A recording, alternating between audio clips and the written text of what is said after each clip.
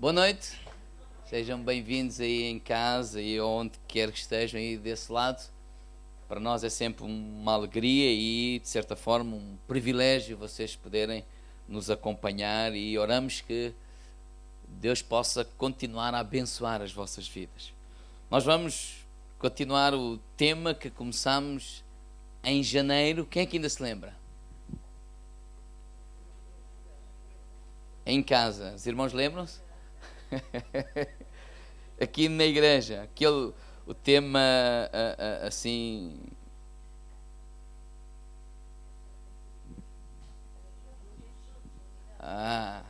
juntos somos melhor.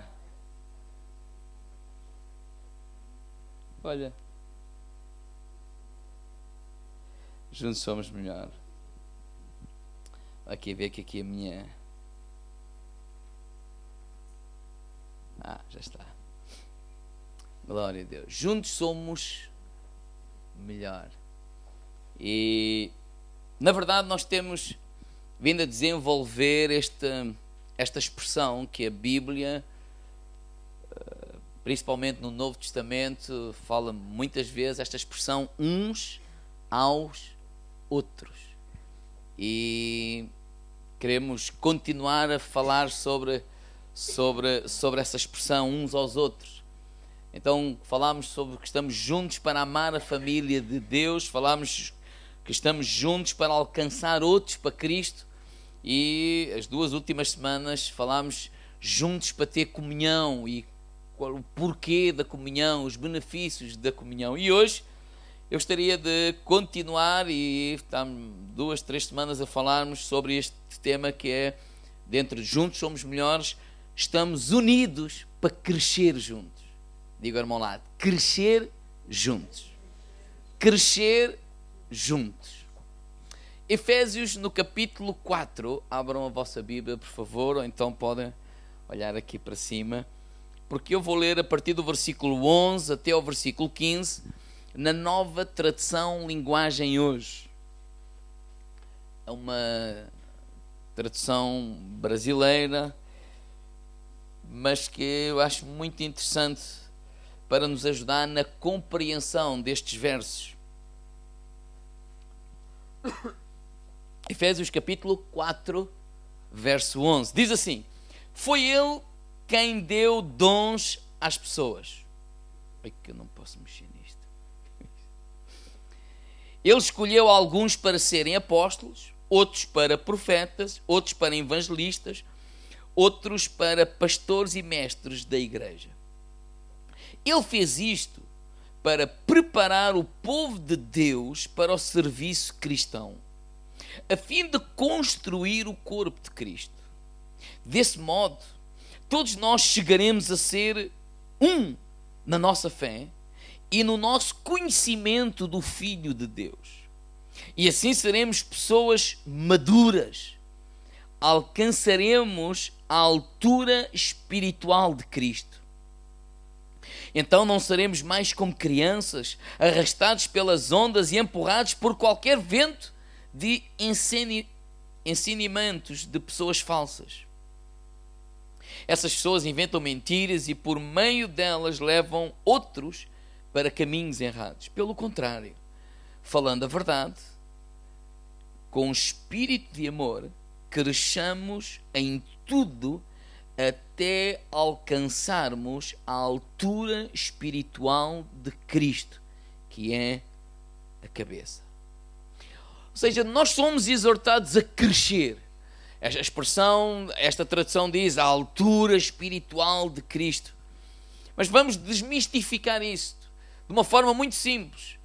O plano de Deus, o alvo de Deus, o propósito de Deus para a minha vida e para a tua vida é que nós possamos crescer espiritualmente, e crescer espiritualmente é que o caráter de Cristo possa ser formado em cada um de nós. Por exemplo, os frutos de um espírito renovado possam fazer parte da nossa vida, do nosso caráter. Por exemplo, Gálatas 5:22, onde fala de amor, paz, longanimidade, benignidade, mansidão, temperança, etc. Ou seja, que o caráter de Cristo possa fazer parte das nossas vidas. Quando nós somos exortados a crescer, não está a falar de perfeição, não está a falar de atingir, tipo, de ser assim perfeitos, não. Está a falar que o caráter de Cristo possa ser formado em mim e em ti. E este é o propósito de Deus para nós. Deus nos exorta a crescer, Deus quer que nós cresçamos, Deus nos exorta a fazer alguma coisa para podermos crescer e obter o caráter de Cristo em cada um de nós. Agora, alguns factos sobre o crescimento espiritual, ele não é automático, ele não é algo místico, não é algo instantâneo, não, é um processo, ele não acontece por acaso. Crescimento espiritual não vem pelos anos que eu estou na igreja. Às vezes eu posso estar há 20 anos na igreja, há 40 anos na igreja, há 50 anos na igreja e posso, infelizmente, não crescer espiritualmente. O caráter de Cristo pode não ser formado em nós. Então não tem a ver com anos, porque às vezes há uma ideia errada. Muitas pessoas pensam que para eu crescer espiritualmente eu só preciso de duas coisas. Quem sabe? Vocês não sabem o que eu estou a pensar, claro. Mas as pessoas pensam assim, para crescer precisamos de duas coisas: palavra de Deus e oração. É verdade? Sim, mas não só. Muitas pessoas pensam, eu preciso só de Deus, de orar, ler a palavra e eu vou crescer. Isso não é verdade. A verdade é que nós precisamos de pessoas para nos ajudarem a crescer. Diga ao irmão lado, nós precisamos de pessoas. Por isso estamos juntos. Precisamos de crescer juntos. Algum bebê pode crescer saudável até aos 20 anos sozinho, isolado? Ele pode, não vai ser bom. Capaz de tornar um homenzinho meio mimado. Porque é tudo como eu quero, é tudo meu, ninguém me contradia, ninguém diz nada e eu sou muito crescido. Não. Nós não podemos viver isolados. O caráter de Cristo é formado em nós através de relacionamentos, não através do isolamento. Há muitas coisas sobre a vida que Deus quer que aprendamos que nunca vamos alcançar sozinhos. Só é possível aprender isto em comunidade. Certo? Então, primeiro, nós crescemos mais fortes e mais rápido quando temos convívio com exemplos vivos que nos servem de modelo. Precisamos urgentemente de modelos. Precisamos mais do que explicações, precisamos de modelos. Precisamos ver a palavra de Deus em cada um de nós. Para crescer precisamos ver os princípios aplicados à vida de cada um de nós. Por exemplo, Filipenses, podem abrir isso, faz favor. Filipenses capítulo 3, versículo 17. O apóstolo Paulo, ele não teve qualquer problema em citar este verso. Filipenses capítulo 3, verso 17. Eu espero um bocadinho. Diz assim: irmãos, sede meus imitadores e atentai para aqueles que andam conforme o exemplo que tendes em nós. Ele não teve qualquer preconceito de dizer, olha, olhem para mim. Ai, pastor, não devemos olhar para Cristo. Claro que devemos olhar para Cristo. Mas nós aprendemos com exemplos. Os nossos filhos não aprendem só aquilo que eu digo. Os meus não aprendem, os vossos não aprendem só aquilo que nós dizemos. Eles aprendem aquilo que veem os pais fazerem. Eu não posso dizer assim, nós não podemos dizer aos nossos filhos, olha, vai à igreja que é bom. Mas se o pai não for, ele não acredita nisso. Nós podemos dizer aos nossos filhos, olha, deves orar. A melhor maneira de os ensinar a orar é ele te verem orar. E Paulo não teve qualquer preconceito de dizer assim, olha, olhem para mim. Quando o apóstolo Paulo queria iniciar alguma igreja, uma das coisas que é interessante é que ele começava um processo muito simples. Ele ia viver para aquele lugar e ele ia dar-se com aqueles moradores. Eu poderia dizer assim, ele era a Bíblia viva. Refletia a vida de Cristo nele mesmo. Porque, na verdade, como é que as pessoas podem ver Cristo? Olhando para nós. Digo, irmão, lado, olhando para ti. Filipenses 4:9, olha o que a Bíblia diz aí. Filipenses capítulo 4, versículo 9. O que também aprendeste e recebeste e ouviste e viste em mim, isso praticai, e o Deus da paz será convosco. Crescendo-nos, vendo exemplos. Claro, digo, irmão, lá, bons exemplos. Segundo, precisamos não apenas de modelos para crescer, como também precisamos de mentores. São aquelas pessoas que seguem a Cristo há mais tempo do que nós e podem compartilhar, as suas lições de vida. Não é assim com os nossos filhos, não é assim com os pais, não é assim com os avós, não é?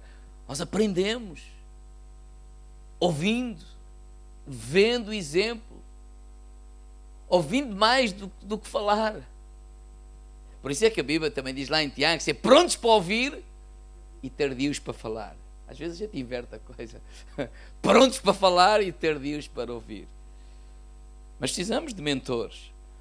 Nós aprendemos com experiência nossa, sim, mas aprendemos e podemos aprender e devemos aprender com a experiência das outras pessoas.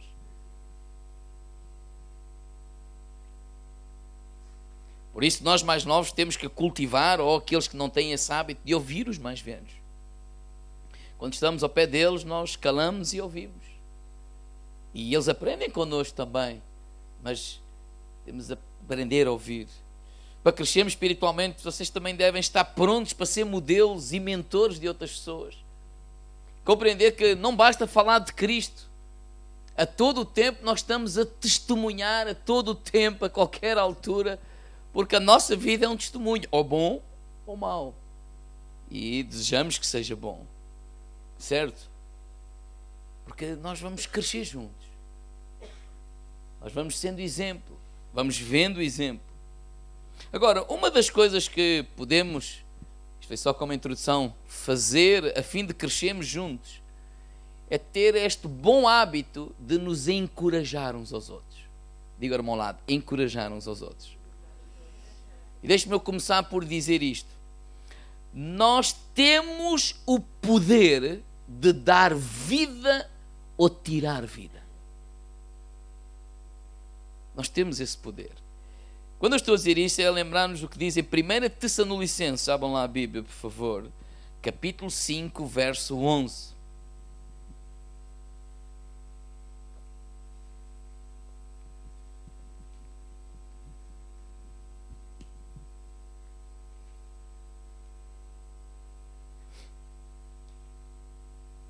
Diz assim, pelo que exortai-vos uns aos outros. Edificai-vos uns aos outros, como também estáis fazendo. Ou seja, quantas pessoas o seu dia a dia eles apenas ouvem palavras de destruição, palavras de derrota, palavras que vão tirar vida, vão desencorajar, vão desanimar. És um incompetente. Por exemplo, se a pessoa é magra demais, também pá, és muito magro. O outro é muito gordo. Parece que é só palavras para nos deitar abaixo.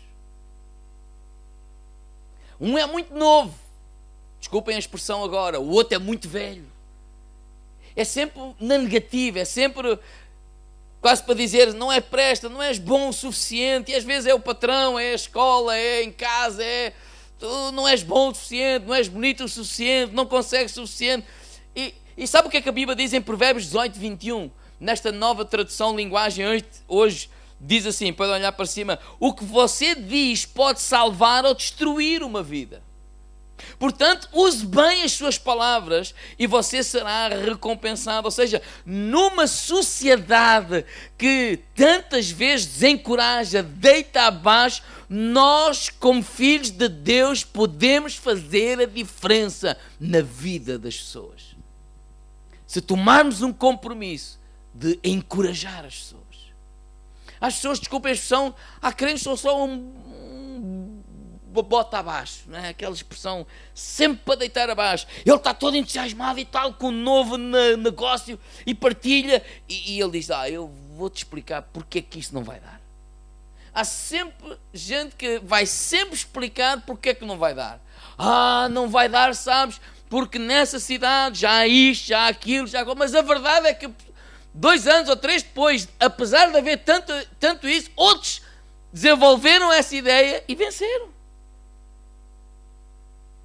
Não deixa de ser verdade que há isto, que há aquilo, aquilo outro, mas parece que aquela atitude de deitar abaixo. Epá, eu tive 17, quanto é que teve o vizinho? Teve 18. Pois, pá, isso não é nada. É sempre aquela atitude de desencorajar, de deitar abaixo, não é? Você sabe uma coisa? Jesus não era assim. Deus não é assim. Por exemplo, quando Jesus disse, vocês sois o sal e a luz da terra, o contexto e a audiência de Jesus, aquilo era uma cambada de gente, lâmpadas fundidas. Sério. Vocês vão ver o contexto. Meretrizes, cobrador de impostos, desculpem as pessoas, escumalha da sociedade na altura, e Jesus diz, vocês são o sal da terra e a luz do mundo. Parece que Jesus está a gozar. Não está. Quando Deus apareceu a Gedeão em Juízo, no capítulo 6, versículo 12, o homem estava com medo, naturalmente, os medianitas estavam a roubá-los, a escravizá-los, etc. E diz, varão valoroso, o Senhor é contigo. Vocês lembram-se em Lucas capítulo 13, quando aquela mulher e aquela senhora idosa, curvada há muitos anos, não é? Estava lá na sinagoga e Jesus curou-a. Os fariseus todos começaram a criticar Jesus. O quê? Curar a mulher num sábado? Num sábado não devia disso acontecer.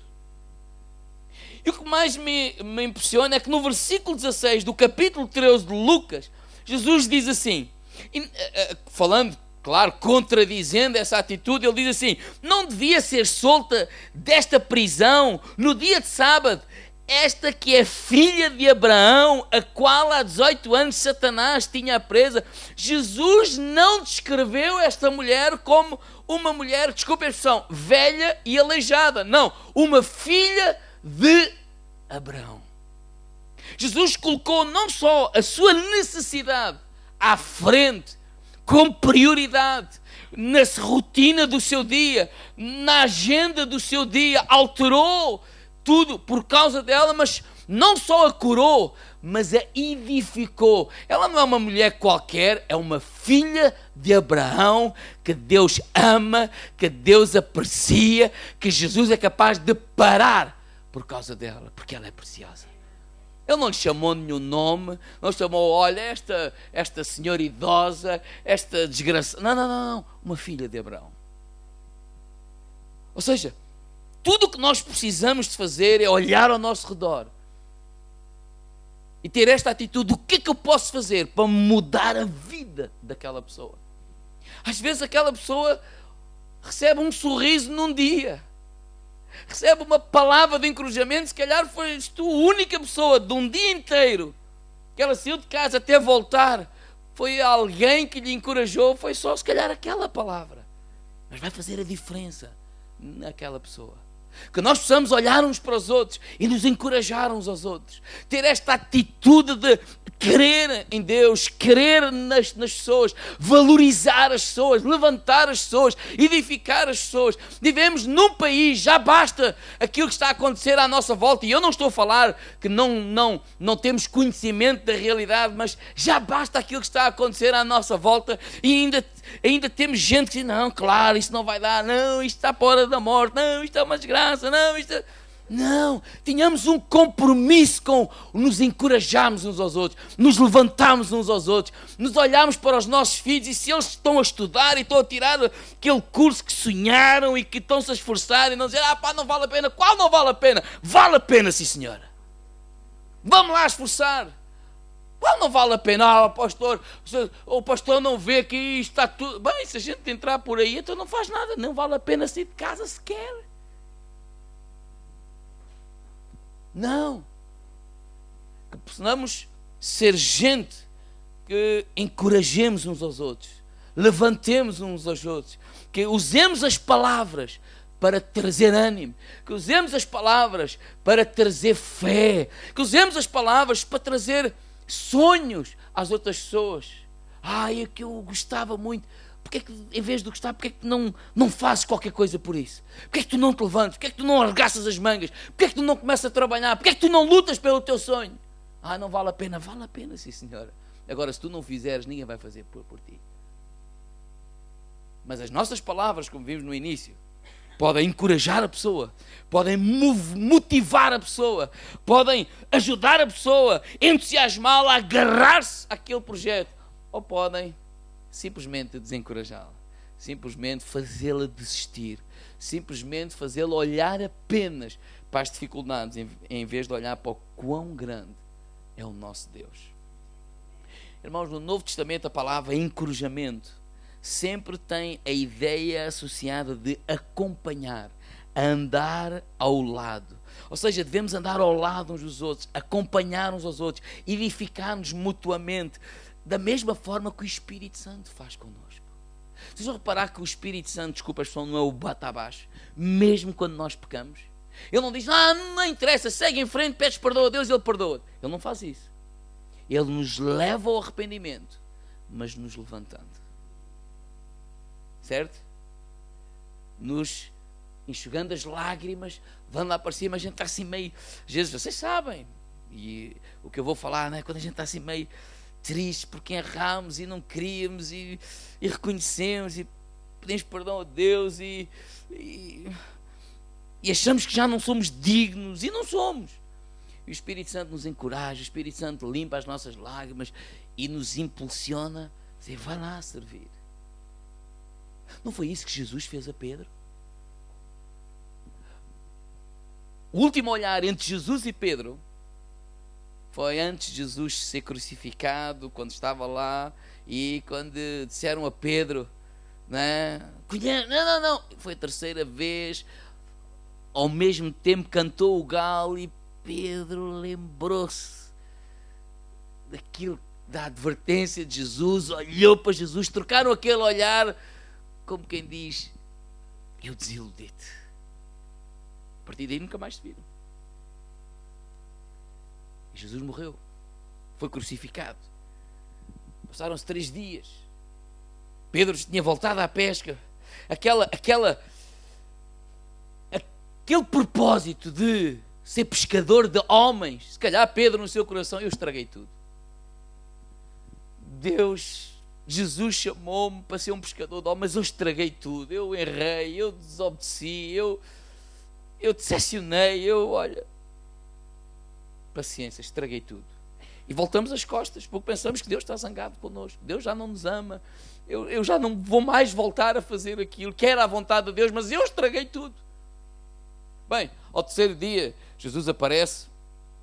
Eles estão na pesca. Jesus está aqui à beira-mar, prepara ali um peixe, um pão, né? E quando eles reparam que é o mestre, que é Jesus, Pedro mandou-se para a água, não sei se foi para se esconder, se foi para chegar mais perto, mais cedo à terra, não sei, a Bíblia não fala. O que é certo é que depois eles estão todos ali, Jesus, Pedro, João, todos eles, e ninguém ousa falar.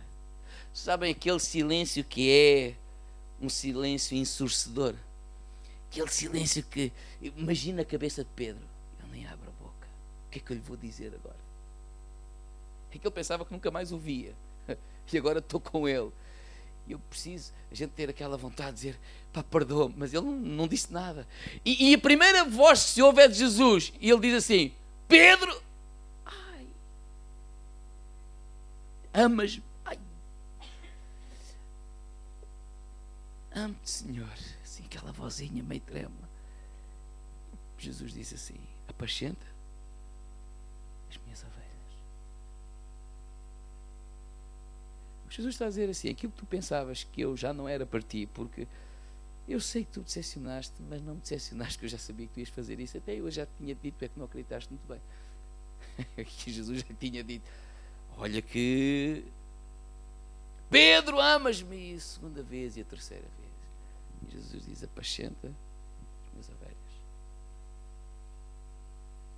O Espírito Santo, Jesus, quando nos leva ao arrependimento, nunca é para destruir as nossas vidas, mas é sempre para nos levantar. Não é para levantar e dizer: isto não interessa nada, amanhã pedes perdão a Deus, olha, pede já perdão a Deus para o que vais errar amanhã, porque... Não, essa não é a atitude. Mas a atitude de condenar, de destruir a vida, essa também não é a atitude. Diga ao irmão ao lado: Deus não veio destruir a vida dos homens. Bem, isso também é um ensinamento para nós quanto aos nossos filhos. Corrigi-los sim, destruir a autoestima não. E às vezes nós confundimos as coisas e o pessoal confunde tudo. Tu és sempre a mesma coisa, seu burro, não estudas nisto, aquilo, hein? Diz o que deve, mas o que não diz o que deve, ele diz só o que não deve. E tudo o que está a fazer é destruir a autoestima daquela criança. Ele ouve o pai a dizer que ele não presta. Ele ouve o pai a dizer que ele nunca vai conseguir. Ele ouve o pai a dizer que ele nunca é bom o suficiente. Porque se ele tira 10, devia ter tirado 12. Se ele tira 12, devia ter tirado 15. Se ele tira 15, devia ter tirado 19. Se ele tira 20, devia ter tirado 21. Ou seja, ele nunca é bom o suficiente. Bem, se ele tem a professora ou o professor a dizer o mesmo, e se ele tem ou o patrão ou a patroa a dizer o mesmo, se chega à igreja ouve o mesmo, isso é pior emenda que soneto. Mas nós podemos fazer a diferença. Nós podemos fazer a diferença. 1 Tessalonicenses 5, versículo 15, nesta nova tradução linguagem hoje, diz assim: tomem cuidado para que ninguém pague mal com mal. Pelo contrário, procurem em todas as ocasiões fazer o bem uns aos outros e também aos que não são irmãos na fé. Irmãos, é uma escolha. Nós podemos ser instrumentos para levantar ou podemos ser instrumentos para destruir. É uma escolha, é uma opção. Nós podemos usar a nossa boca para condenar ou podemos usar a nossa boca para levantar. Quanto a mim, eu creio que a vontade de Deus é que usemos a nossa boca para levantar. Por isso é que em Tiago, quando fala sobre a língua, e em Tiago capítulo 3 diz: olha, com ela o quê? Com a língua bendizemos a Deus, e com ela, a língua, amaldiçoamos os homens à imagem e semelhança de Deus.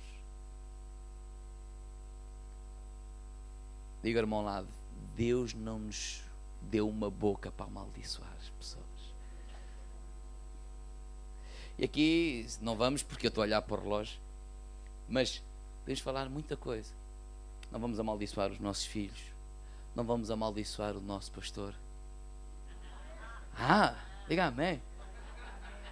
O pastor não vai amaldiçoar os seus irmãos, não vamos amaldiçoar a nossa cidade, não vamos amaldiçoar o nosso país, porque se não é a maldição que queremos, porque é que é a maldição que preferimos? Porque maldiçoar não é só dizer em nome de Jesus eu amaldiçoo. Não. Quando eu estou a dizer a um filho: seu burro, não estudas, não prestas, nunca vais ser ninguém, isso não é abençoar, não. Se não é abençoar, é o quê?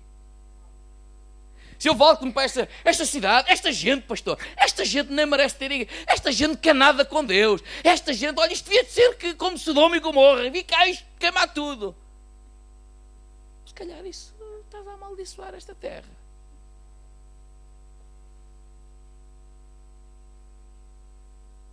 Vamos abençoar a nossa cidade. Vamos abençoar os nossos irmãos. Vamos abençoar a nossa gente. Pastor, mas eles não querem nada com Deus. Digo ao irmão lá: ainda.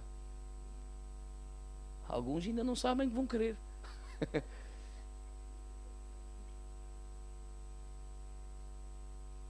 Nós não podemos desistir da nossa terra, porque estamos aqui não é por religiosidade nem por tradição. Isto não pode ser mais um culto, mais uma coisa, vamos continuar todos na mesma. Não, vamos mudar a nossa linguagem. Às vezes estamos à espera de grandes coisas e tal, e vem um fogo do céu, um reavivamento não sei de onde.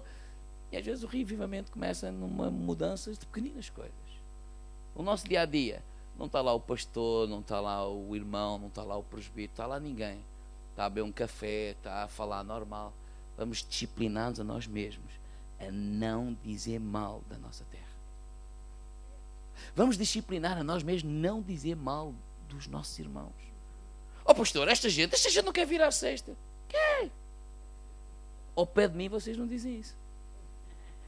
Mas a questão não é ao pé de mim. Vamos mudar mesmo essa atitude. Vamos mudar mesmo essa atitude. Porque com ela bendizemos a Deus. Bendito é teu nome. E com ela amaldiçoamos os homens feitos à imagem e semelhança de Deus. Para terminar, alguns conselhos bem práticos. O grupo Louvor pode vir até aqui, se faz favor. Primeiro, assume um compromisso de encorajar. Que é um compromisso. Dizer assim, a partir de hoje, a minha boca é para levantar pessoas. Encorajar pessoas. Levantar as pessoas. A pessoa acabou de pecar e desobedeceu e ele está mesmo mal. É como o Pedro. Então, já viste? Por isso é que bateste com o carro. Epa. Mal já a pessoa está, homem. A pessoa já sabe que fez mal. O Espírito Santo já lhe convenceu disso e ele já sabe isso. É assim, olha, o que é que Jesus disse lá àquela mulher pecadora? Vai, não peques mais. Vai lá, levanta-te. Olha, onde é que estão os teus acusadores? Olha, pois Jesus falou, também não te condeno. Vai, não peques mais. Claro que vamos encorajar as pessoas ao temor, à obediência, à fidelidade. Mas segue lá em frente. Aprenda alguma coisa, mas continua em frente. Segundo, valoriza as pessoas. Diga ao meu lado, valoriza as pessoas. As pessoas são valiosas para Deus. Irmãos, eu não posso estar, isto eu penso assim, capo com os meus botões, eu não posso estar no culto de sexta-feira a orar por esta terra. Senhor, salva esta terra, enche esta igreja. E depois estou a beber um café com a minha esposa e dizer, esta malta da Figueira, isto são os rebeldes, não querem nada com Deus.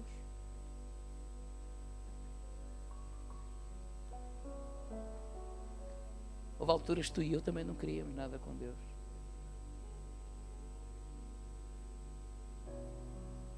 Mas valorizar as pessoas.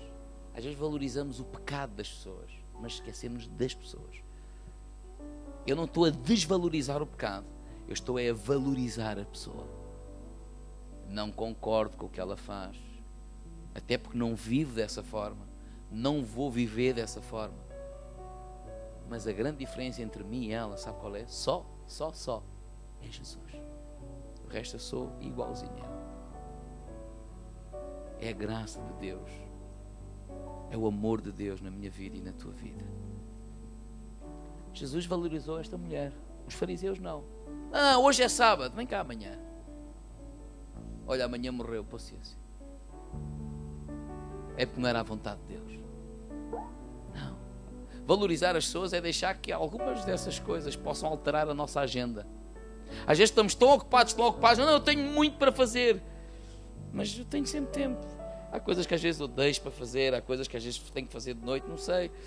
Eu não preciso estar-me a queixar a ninguém. Mas se as pessoas são importantes, então vamos deixar que altere a nossa agenda. Por causa deles. E por último, concentra-te no que realmente é importante. Para nos tornarmos num encorajador, temos de mudar as nossas prioridades. Concentrar no que realmente é importante.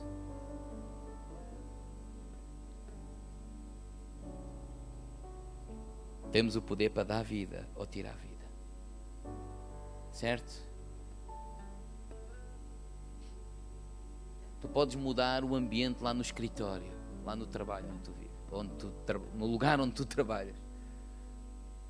Não com slogans. Alguém diz, epa, Isto está para a hora da morte. Não fales negativo, pá, por isso é que tens isso. Eu sou o quê? O que é isso? Às vezes é assim que as pessoas querem mudar. Sabe o que é que às vezes dão a entender? Desculpem a expressão, às vezes damos a entender que somos arrogantes. E somos mesmo, alguns. Nós. Quando digo nós, não estou a falar de vocês, nós. Porque temos a mania, porque sabemos a Bíblia, porque sabemos isto, sabemos aquilo, somos melhor que os outros. Às vezes podemos dizer, olha, vais ver que isso, pá, isso vai mudar. Pá, olha, há que ter ânimo. Há que lutar. Depois lá no meio mete-se uma colherada. Vai ver que Deus vai te ajudar. Mas ser simples. Encoraja as pessoas. E estamos a ajudá-las a crescer. Ajudá-las a mudar a mentalidade. Ajudar a mudar a perspectiva de vida. Mudar a maneira como se olha e encara as circunstâncias. Vamos nos ajudar a crescer. Diga, irmão lado, estamos juntos para crescer juntos. Ou juntos para crescer. E para nos animar, para nos fortalecer. Precisamos tomar esse compromisso com nos encorajarmos uns aos outros. Amém? Vamos ficar de pé? Porque está na hora. Está na hora de quê? De ficar de pé.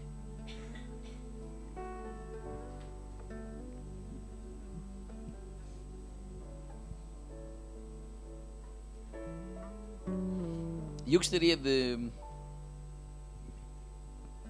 levarmos a cada um de nós a pensar, a refletir, por exemplo, como pai, o que é que eu posso melhorar para encorajar os meus filhos? Como pastor, o que é que eu posso melhorar para encorajar os meus irmãos? Lá no meu trabalho, o que é que eu posso fazer? Aquela pessoa que me tira do sério, não é? Deus, o que é que eu posso fazer para mudar esse ambiente? Certamente eu posso fazer alguma coisa. Deus vai me dar sabedoria e graça para o fazer. Amém? O que é que podemos fazer para abençoar a nossa cidade? Porque aquilo que eu quero encorajar de uma forma simples é que as coisas não mudam porque a gente veio ao culto sexta-feira. E eu não estou a dizer para não se vir ao culto sexta-feira. Estou a dizer é que eu posso vir ao culto sexta-feira, mas viver segunda a segunda como se não tivesse vindo ao culto sexta-feira. Mas posso vir ao culto sexta-feira e tentar viver de segunda em diante, pensando naquilo que eu ouvi do culto sexta-feira. Deus, ajuda. Porque às vezes estamos tão formatados, e eu estou a falar de mim, tão formatados. Às vezes nos irritamos tanto e precisamos de mais paciência. E até a gente até pede a Deus, oh Deus, dá-me paciência. Quem é que já pediu isso a Deus? Levante lá o braço. Então uma das formas que Deus vai te dar mais paciência é colocar-te ao pé de pessoas irritantes. Ai, não vou pedir mais a Deus paciência. Mas não é. Como é que vamos crescer em paciência? Como é que vamos crescer em amor? Lidando com gente detestável. Sério. É que parece uma brincadeira, mas não é. Precisamos exercitar esses músculos, como confrontando com essas circunstâncias. Eu não sei onde é que veio esta ideia. Porque somos crentes. A gente vem à igreja e pede a Deus: Senhor, tira do meu caminho as pessoas detestáveis. Senhor, desvia. Ou seja, isto é tipo uma varinha mágica, a oração. Isto é tudo como eu quero. Este desaparece daqui, o outro dali. Isto corre tudo como eu quero. Essa ideia é errada. Até um menino, se for criado assim, é um mimado. Ele vai ter que aprender a lidar com nãos, vai ter que aprender a lidar com a frustração, vai ter que aprender a lidar com tudo. Ele e nós. Vamos orar.